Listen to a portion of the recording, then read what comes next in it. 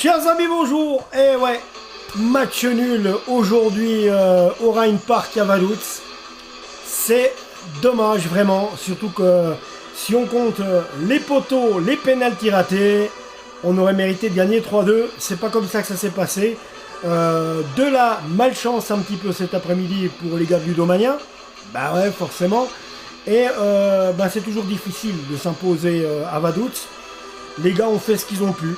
Et voilà, et on revient à Lausanne avec un point et une troisième place, puisque pour l'instant, on s'est fait chipper, je vais dire, cette fameuse deuxième place, on s'est fait chipper pour un but de plus marqué par par le FC Ville. Yverdon toujours premier à égalité de points avec Ville, et nous, on est troisième pour un but d'écart. Oui, différence de but, donc c'est ça.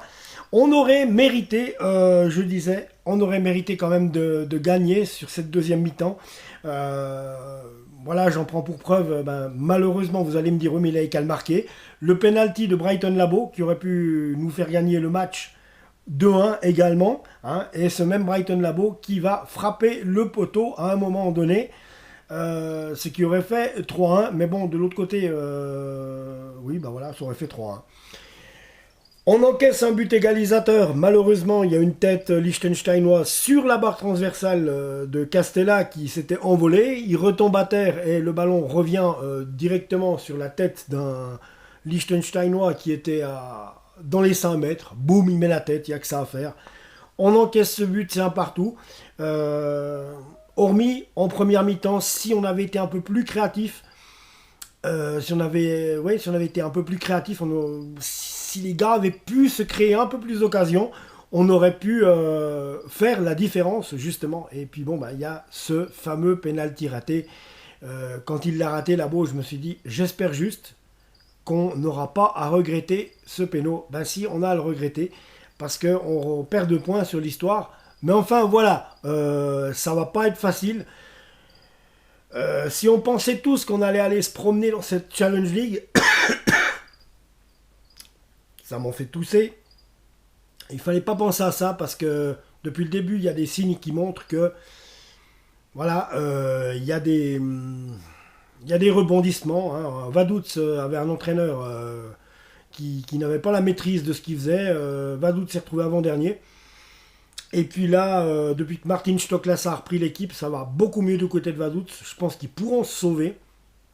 Ce qui est dommage, c'est que nous, étant à la deuxième place avant ce match, on ne réussit pas à faire mieux qu'un match nul contre Vaduz. Après, c'est Vaduz aussi. On sait que chez eux, c'est difficile d'aller les chercher. Donc voilà. Alors, on va regarder quand même le détail du match, mes amis, hein. C'est important, ça quand même. Donc, au Rhein Park Stadion, cet après-midi, nombre de spectateurs, 1616. Et oui, les amis.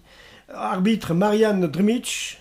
Donc, un but, premier but de Brighton Labo sur une passe de Dominique Schwitzer. C'est la 48e minute. C'est 1-0 pour le Lausanne Sport. Donc, en première mi-temps, je vous l'ai dit, c'est rien passé de fabuleux.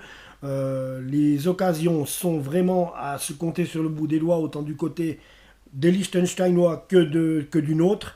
Oui, on va dire une première mi-temps où on devrait rentrer plus vite dans le match pour être beaucoup plus vite concentré, plus vite efficace, puisque là, on a fait du round d'observation où les deux équipes avaient peur de se découvrir pour prendre un but. Donc on arrive à la mi-temps avec un 0 partout. Brighton Labo, je vous l'ai dit, 48e minute, c'est un but sur une passe de Dominique Schwitzer. Ensuite, on a vu, il y a eu quelques occasions lausannoises, dont un poteau de même Brighton Labo. Ce même Brighton Labo loupera un penalty également, malheureusement pour nous.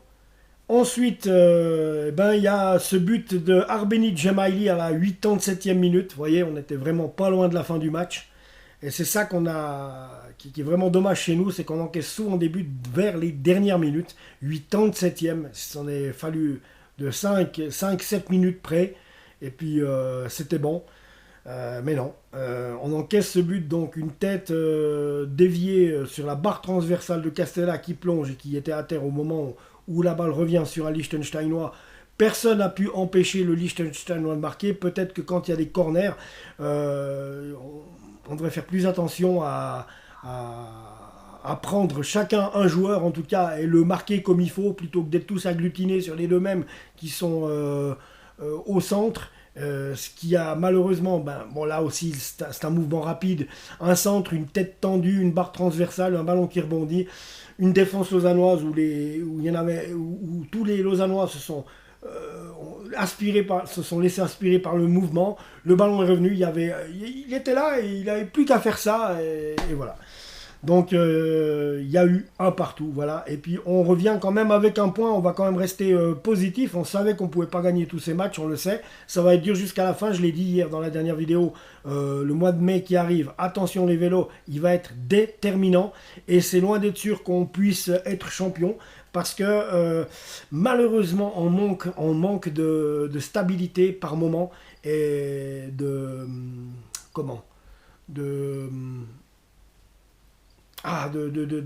constance. C'est-à-dire on est trop inconstant. On gagne 1-0 et on reprend un but derrière, on gagne juste 1-0 ou juste 2-1 comme la semaine passée. Ça manque d'assurance quand même. Et puis devant, on a quand même Yverdon Sport. Bon, même si eux, ils n'ont pas fait le job ce week-end, et heureusement pour nous. Donc, ils ont perdu. Hein, je vous en reparlerai après. Et tant mieux qu'ils aient perdu, comme ça nous, eh bien, mais c'est bête parce que là c'est une occasion de revenir corps et bien sur eux. Et non, à la place on fait un match nul à Vaduz. Je pense qu'ils doivent être contents du côté du stade municipal. C'est tout à leur honneur, c'est normal. Voilà. Mais nous, si on veut décrocher cette place, il va falloir être un peu meilleur, un peu plus. Quand je dis un peu meilleur, c'est un peu plus efficace sur la conclusion de nos actions, parce que c'est ça qui nous pénalise. C'est que, je vous mens pas, les 10 derniers matchs, on a passé notre temps à avoir des occasions, à avoir des centres, à centrer le ballon, mais à chaque fois, soit c'est manqué, nos attaquants qui suivent arrivent trop tard, ou alors... oui, arrive trop tard, bêtement. Notre latéral arrive trop tard, nos avancantes arrivent trop tard.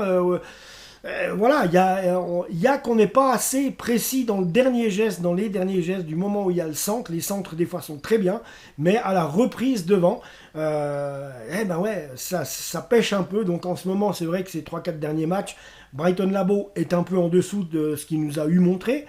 Donc voilà. Il y a eu aussi qui aurait pu avoir un but, puisque une reprise de Brighton Labo très loin de 35 mètres en lob, on va dire une passe de Baldé pour Brighton Labo qui a tenté le lob sur Fer, qui a tenté le lob, et puis c'est Fer donc qui dévie sur sa ligne, même pas Buchel le gardien de but, mais Fer qui arrive à revenir et à sauver sur sa ligne au dernier moment. Donc là aussi, on aurait pu gagner par 4-2. Ça faisait 4-2 si ça rentrait, mais c'est pas rentré. Et je vous dis de la manière où ça s'est passé, on peut pas dire qu'on a eu du bol vraiment.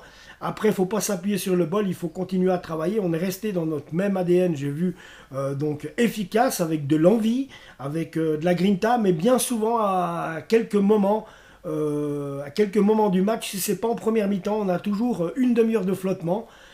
Où on arrive à pas faire ce qu'il faut et on perd du temps et puis voilà quoi. Malheureusement on encaisse un but sur ce coup-là. Enfin voilà, bravo les gars, vous êtes quand même allés chercher le nul à Vaduz, fallait le faire. Et non, cette Challenge League n'est pas facile, donc pour personne. Je veux dire voilà, celui qui va en remporter le titre, eh bien aura fait vraiment une excellente saison. Il y a plus de suspense en Challenge League qu'en Super League. C'est ça qui est beau. Hier soir, Servette, ils se sont pris 6-1. 3 buts en 5 minutes. Moi, j'étais en train de regarder le match. Je me suis dit, non mais les gars, doucement quoi, parce que... non mais la Romandie là-haut. Bon, donc, je pense à mon copain Scofield à Genève. Et puis bon, voilà quoi, je suis désolé pour lui. Donc, voilà, non, sincèrement, désolé pour mes amis de Genève. J'ai des amis à Genève, bah oui, on peut pas être parfait, vous allez me dire. Non, allez, je chambre. Voilà, revenons à nous. Alors, on fait un match un peu tristos en première mi-temps. Deuxième mi-temps, bah, ça bouge un peu plus. Et puis voilà, quoi. Alors, mes amis, comment ça s'est passé? On va regarder ça, comment ça s'est passé. Hein. 31e minute, carton jaune carton jaune pour carton jaune pour Ulrich. 44e minute, carton jaune pour Gemaili. Et 47e minute, carton jaune pour Hassler, donc des Liechtensteinois bien chauds aujourd'hui, avant le but de Labo sur une passe de Schwitzer, 48e. 58e minute, c'est Trey Coyle qui sort, et Aliou Baldé, non, c'est Aliou Baldé qui sort, pardon, et Coyle qui rentre pour Lausanne. 61e minute, c'est Alvin Sanchez qui se ramasse un carton jaune. 63e minute pour les Liechtensteinois, c'est Djokic qui rentre et Hassler qui sort. 72e minute, double changement du côté de Vaduz encore. Fosso et Verinen rentrent en lieu et place de Gadjic et Souter. Côté lausannois, 79e minute, c'est Maika Okuka qui rentre et Antoine Berned qui sort. Fosso pour l'équipe du Liechtenstein prend un carton jaune à la 81e minute. Donc 1, 2, 3, 4 à ce moment-là. 4 biscottes pour les joueurs du Liechtenstein. C'était assez tendu, donc il y avait de l'engagement, hein, mine de rien. Chris Cablan, 84e minute, rentre. Dominique Schwitzer, le passeur, sur le but de Labo, sort. Stjepan Kukuruzovic, 84e minute, eh bien, rentré de Kukuruzovic et sorti d'Alvin Sanchez. Donc voilà, 84e minute. Bah ouais, en fait, double changement, je devrais plutôt vous dire, pour Lausanne. Kukuruzovic rentre, Kablan rentre, en lieu et place de Sanchez et Schwitzer. Donc voilà, Gemaili, 87e minute, on l'a vu sur un centre de Sasséré. Voilà, même pas un centre, disons une tête de Sasséré plutôt. Sasséré qui met la tête. La barre transversale de Castella qui revient sur Gemaili qui est tout seul dans les 5 mètres. Personne devant lui pour le gêner. Et c'est là qu'il faut faire gaffe. Et c'est là qu'on prend un but. Et à ce moment-là, 87e, c'est un partout, ça fait mal. Une 91e minute, Gölzer rentre à la place de Sicek. Gasser rentre à la place de Dobras, donc on a bien compris, là les Liechtensteinois jouent la pendule. Rentrer à la 91e minute pour me salir les godasses, ça m'embêterait un peu. Donc voilà. Donc voilà, oui, je joue à Vaduz. T'as joué combien de temps? 1 minute. C'est pas mal. Donc voilà les amis. On va regarder maintenant. Les compos d'équipe, j'aurais dû prendre la souris, que ça va plus vite. Non, mais même pas, j'ai pas pris la souris. Bon alors, composition, les amis. Le FC Vaduz, Benjamin Buchel dans les buts et comme capitaine. Défense, Dario Ulrich, Arbeni Gemaili, tous les deux ils ont pris un carton jaune. Lars Traber, Fabio Fer, qui sauve sur sa ligne quand je vous dis, quand Baldé a fait une passe pour Labo qui tente un lob. Et justement, là, ça rentrait, et Fer arrive, il écarte de son but, il défend sur sa ligne, il sauve sur sa ligne le ballon. Tonnerre de Brest, tu rajoutes le penalty à Labo qui est raté, ça fait 3-1 pour nous. Donc Milan Gadjic sort, non, je l'ai déjà dit avant, milieu de terrain Milan Gadjic, Christian Dobras, Nicolas Hassler et Tunan Sicek, qui sont d'excellents joueurs. Tunan Sicek qui avait failli venir à Lausanne, si je me trompe. Manuel Souter, également comme milieu de terrain. Attaque Franklin Sasséré, ça c'est un bon joueur. Ça serait bien de l'avoir chez nous. Tu vois, genre le mercato, t'as des joueurs pas chers comme ça, des gars comme Sasséré ou Sicek, moi c'est volontiers que je leur pique. Sincèrement. Donc à réfléchir pour la cellule du scout du Lausanne Sport. Puisque vous cherchez des joueurs qui coûtent pas trop cher. Donc je pense que ça devrait être un peu ça quand même aussi. Donc ah oui, je voulais juste vous parler, cette semaine j'ai entendu d'une rumeur, qui me vient de Genèse, de Genèse. Je suis allé au culte ce matin, voilà. Qui nous vient de Genève, des amis à moi, supporters du Servette, qui me disent, il y a une rumeur qui bruisse à Genève, du côté de la Praille, comme quoi Brighton Labo pourrait devenir servettien la saison prochaine. Attention à prendre avec des grosses pincettes. C'est des bruits de couloir qui courent à Genève en ce moment. C'est des amis genevois qui me l'ont rapporté. Donc, voilà. Est-ce vrai? Est-ce pas vrai? Donc attention, on ne parle que de rumeurs en ce moment dans le mercato, on n'en est qu'aux rumeurs. Mais bon, après tout, ça m'étonnerait pas, hein. De toute manière, un gars comme Brighton Labo, si on le garde, c'est miracle. Donc voilà, remplaçant John Fadri, Anton Götzer,